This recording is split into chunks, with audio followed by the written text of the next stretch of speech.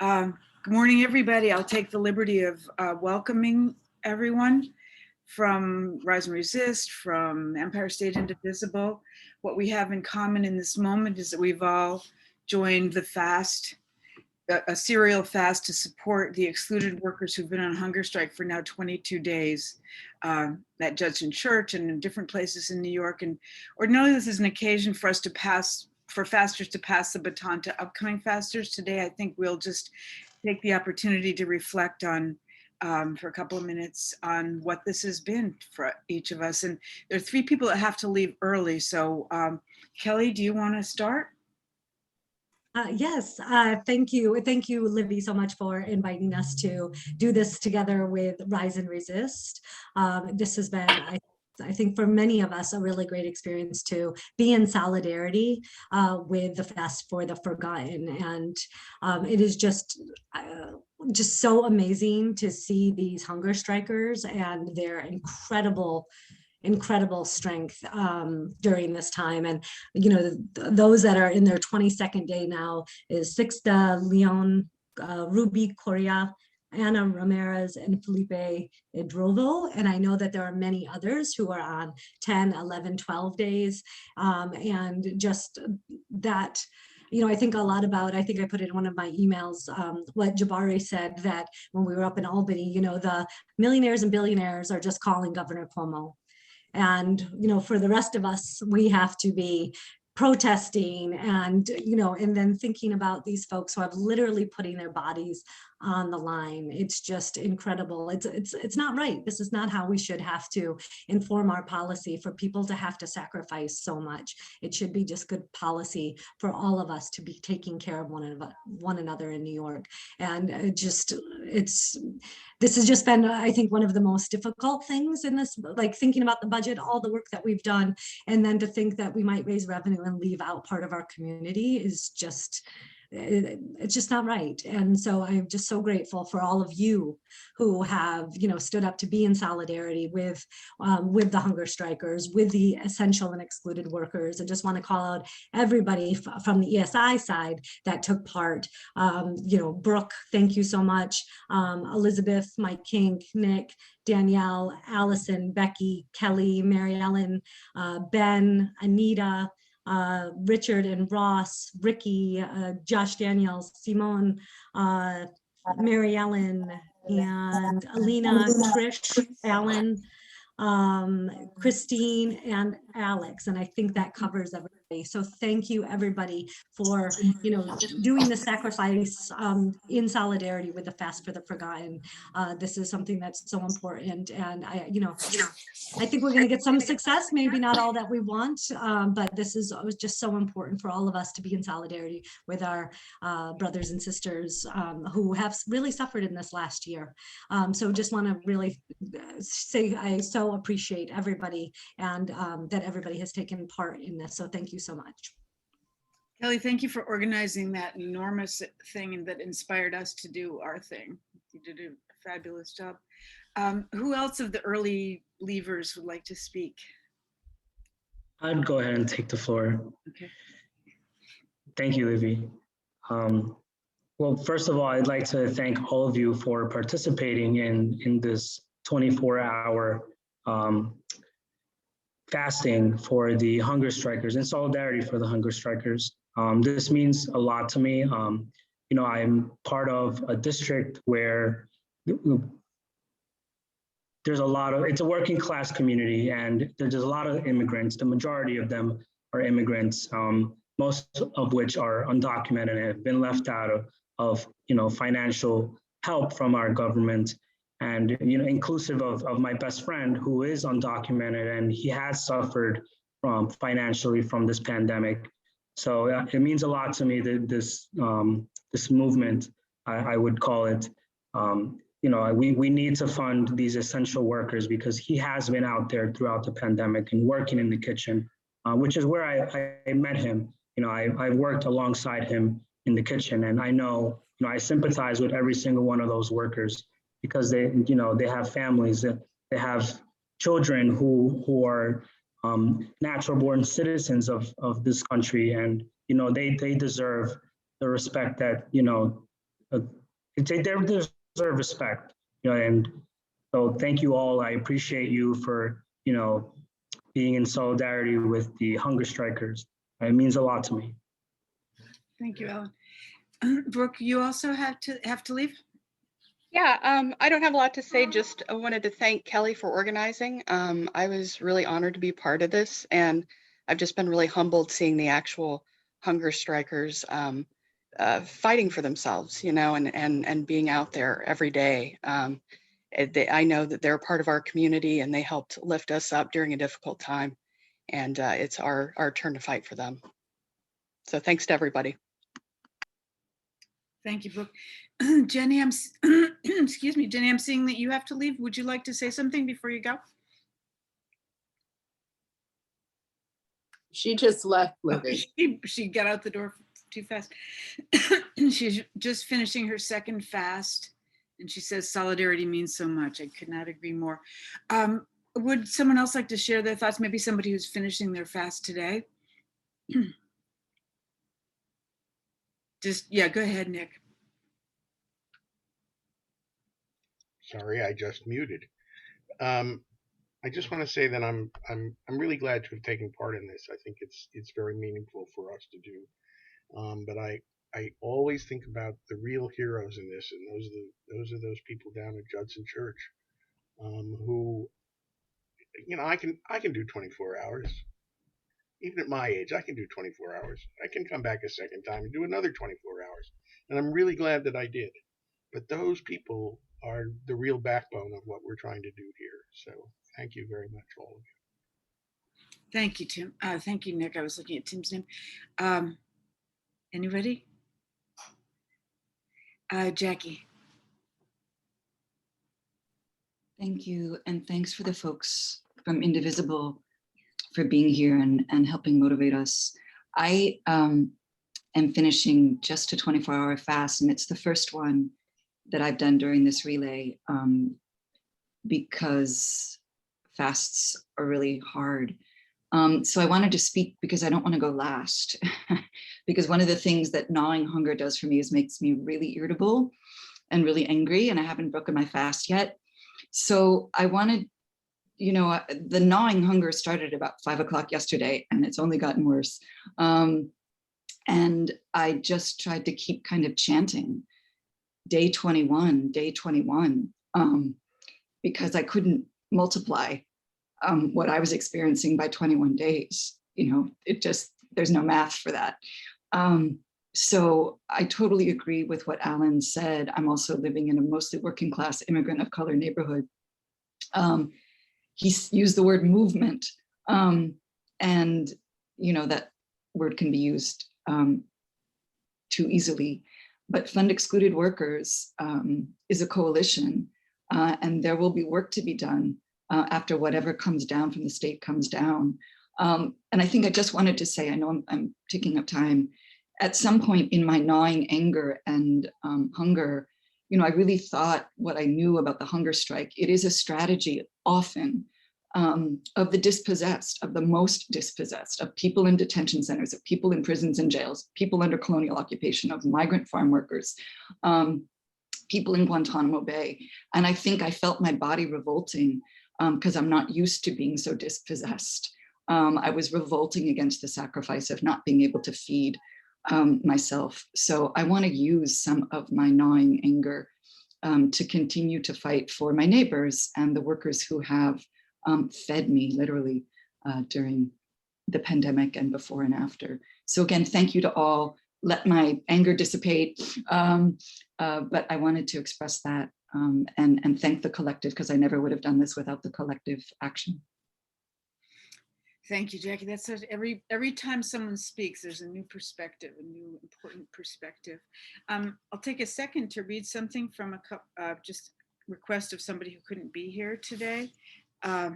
Robert Kuhnquist requested that we give this to everybody. I'm ending my second 36-hour fast. Last night, the degree of sacrifice the hunger strikers have made hit me like a bludgeon. They are truly heroic. If this legislation should pass, and it is still very possible, it will be because of them. Many lives will be beholden to their sacrifice. I pray for their health and well-being and offer my deepest gratitude. That's from Robert. I can go next. I want to thank the Indivisible folks for catalyzing us in Rise and Resist to join you in the Solidarity Fast, because this was not on our radar screen until we kind of heard about it. So thank you very much. I'm finishing now my third 24-hour fast, not 3 days in a row, but over the course of the last 11, 12 days. And it's been the most difficult one for me. Just because it was more difficult starting last night, like Jackie was saying, and this morning. And I had to keep reminding myself, there are others who don't have a lot of food in general, haven't had a lot of food in the pandemic. And for a few of them, for the last 21 days or so, have only had water. And so, yeah, I can do this. I can make it through. So, I'm very privileged. I haven't had to suffer any of those things. So just want to kind of acknowledge that. And like you, Libby, I have a statement from one of our colleagues in Rise and Resist who couldn't be with us today, but is finishing a 2-day straight fast, Linda Novensky. And she said that she found the fast and the solidarity with the group and with the undocumented workers and all the others suffering from government neglect has really intensified her own determination to do everything she can to raise awareness of our state leaders and New Yorkers in general that we must care for everyone in our community. So I just wanted to convey that message on from Linda. The news I'm seeing this morning about the state budget negotiation looks very hopeful for the fund. May not be quite the amount of money, but we'll see. Of course, it's not over till it's over. We'll have to sort of see, but fingers crossed on all that. And hopefully we've done our small bit to help make that happen. Thanks. I have another, if a lot of people mailing in today. Judy Kirshner has fasted at least twice with us.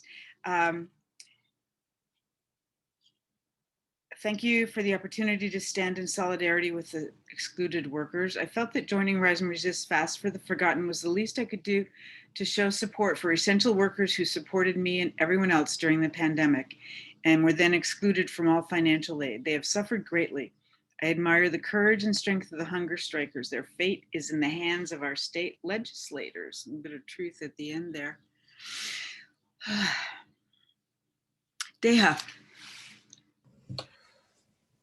Yeah, so I just want to say, I'm very grateful to have joined Rise and Resist in this act of solidarity. This is my third hunger strike. I did a 57-hour one and a 36-hour one previously, but that was by myself. So this is my first one done together with a group. It's a testament to to our excluded workers of building people power, but the lengths that they have to go in order to get the attention of our elected officials. I mean, it shouldn't have to be this way, and just really reveals the callousness of what we think of those who just because they're quote unquote undocumented in our society. It doesn't make them any less of human beings. It also made me realize just how much we take, just food for granted, and then just how much about thinking about what to eat, how to eat something, it becomes a source of distraction, not necessarily in a bad way, but just by fasting made me just really think about those who are putting themselves out on the line, and then also the other things that we've been fighting for, in this in the state budget, and also it's like around my neighborhood, it's just like it's like I've gone to like my local cafe or bar and just like talked to the people like working there, and many of them actually don't even know this is going on. So when they when they do find out about it, you can just see the shock and the outrage on their faces. So it's not that people are lacking in compassion; they just don't know. you know. So that's why it's important for, you know, each and every one of us to go out and just, you know, like talk to people and engage in dialogue about these things that are happening. Thanks so much, Deha. So glad you could join us. Stewie? Yeah, I was reading the Times reporting on the Fund for Excluded Workers, the negotiations, and it struck me how bloodless it was, and how removed it was from the reality of both the hunger strike and the suffering of the workers.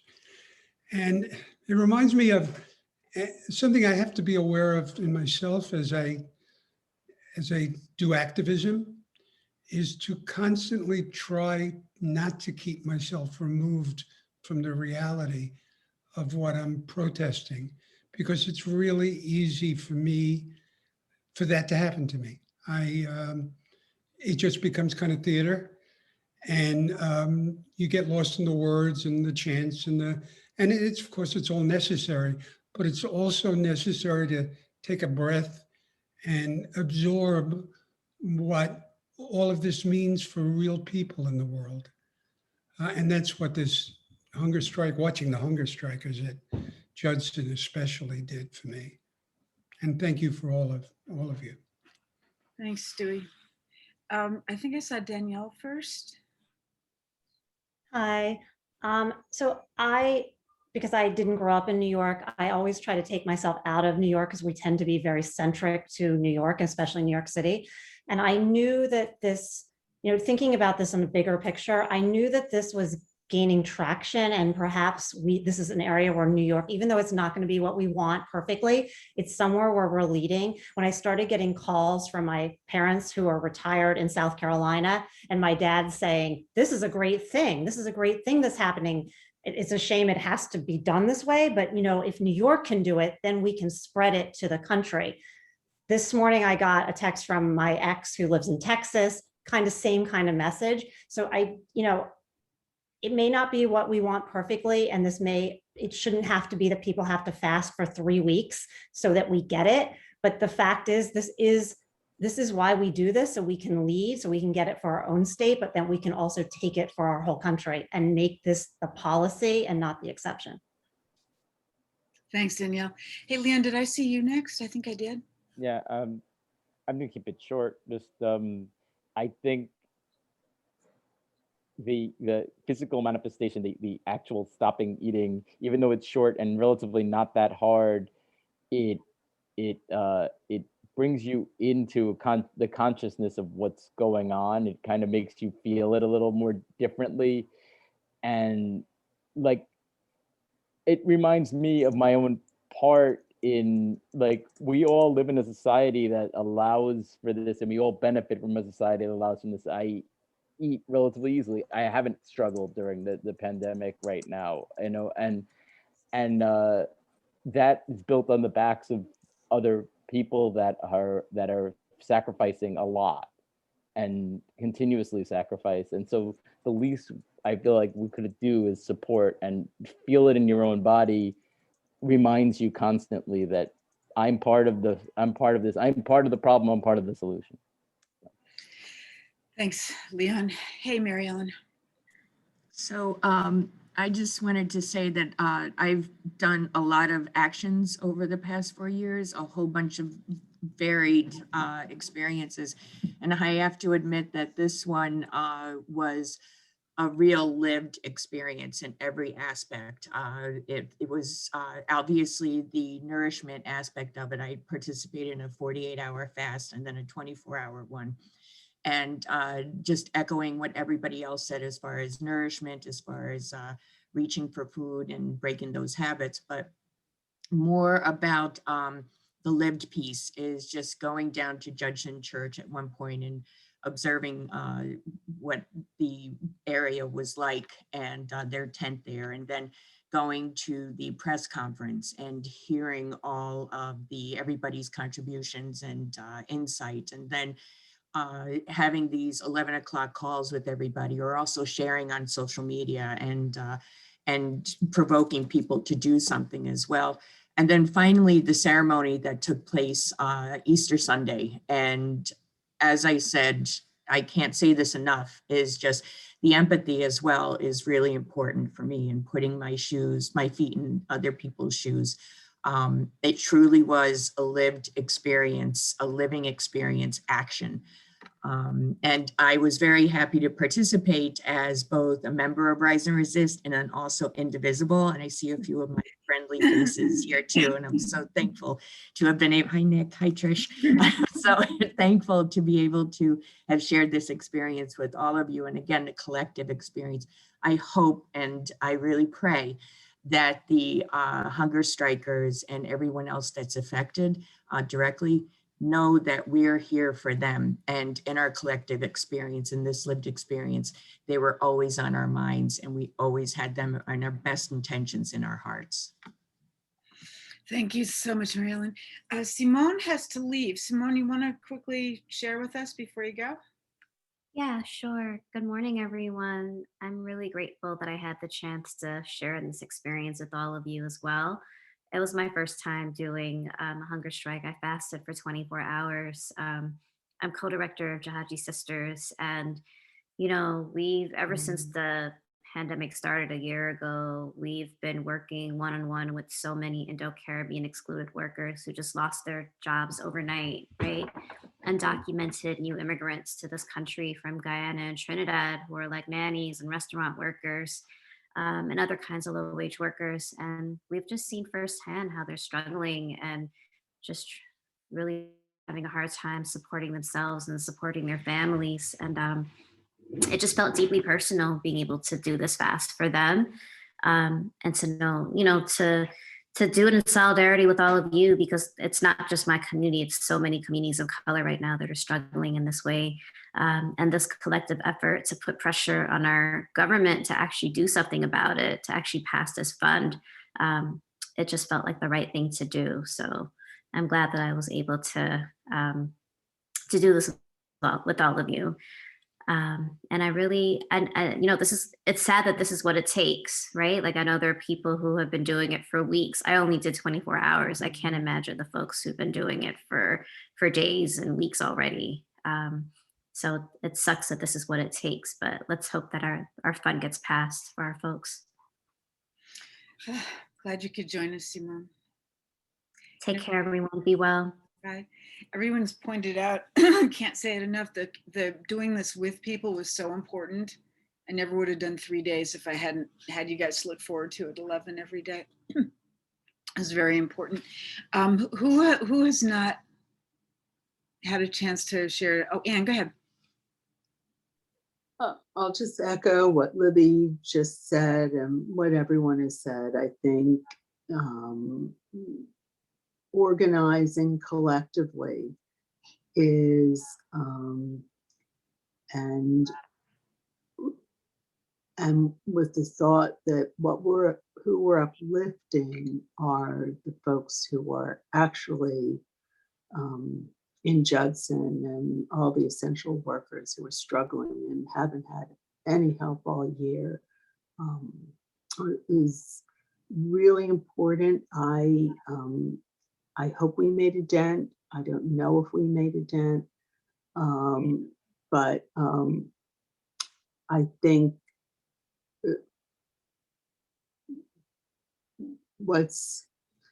I struggle because on the one hand, we're sort of hearing good news. On the other hand, maybe it's not everything they need and some people may be excluded. And just unconscionable to me. And I think like the little bit, I did 2 days, the little bit that I did or here, or even that we did together, when I think of those folks there for 22 days, not eating, and this is what it takes, and maybe not to even get everything they need, it just hopefully steels me to work harder. And I think that's only possible if we do it together. So maybe someone else wants to say something. Thanks, Ann. It strikes me, for people who've been working on this Tax the Rich, Invest in Our New York campaign for quite a while, how for so long we've been talking in these huge abstractions, like $1 billion is an abstraction. And all of a sudden, as we close out the budget, suddenly it's in your body, it's in my body, what and why we've been doing this. So it's been very, oh yeah, Becky, sure, go ahead. Hi, I just want to speak very briefly. I'm Becky Salatan, Indivisible Harlem. Shout out to my Indivisible Harlem fasting buddy, Allison Downing, who did 2 24-hour stints together with me. I just want to piggyback on something that Deha said and others have echoed, which is how much I've been thinking about how angry I am that we have to work this hard to get even this far. But the flip side of that I've also been thinking about is that working this hard and working together has made us really strong. There's a real network and fabric across the state now on very many levels that is going to serve us not only on this issue, but on other issues. So there is some reward for that fight. And again, not even pretending that 2 24-hour stints without food is anything like what other people are going through and go through on a daily basis. But I am hanging on to that, pissed off as I often am. Thanks, Vicki. Welcome, Linda. Mark just read your statement. Thank you so much for your 48 hours. Thank you. Who else would like to share something? Trish. I just want to say very quickly how thrilling it is to be here with some of, sorry, I'm getting weepy, some of the activists I know and love and respect the most. And this fight has just begun. We're not going to stop. Yeah, from your lips, absolutely. So thank you, everyone. All you fasters, all of us fasters, we couldn't have done it without each other. It's horrible that it came to this. Can't say that enough. Horrible that it came to this. But yeah, let's take it into the future. Let's take the energy and the anger into the next fight or the continuing fight. Thanks everyone for being here. Thank you. And keep it up.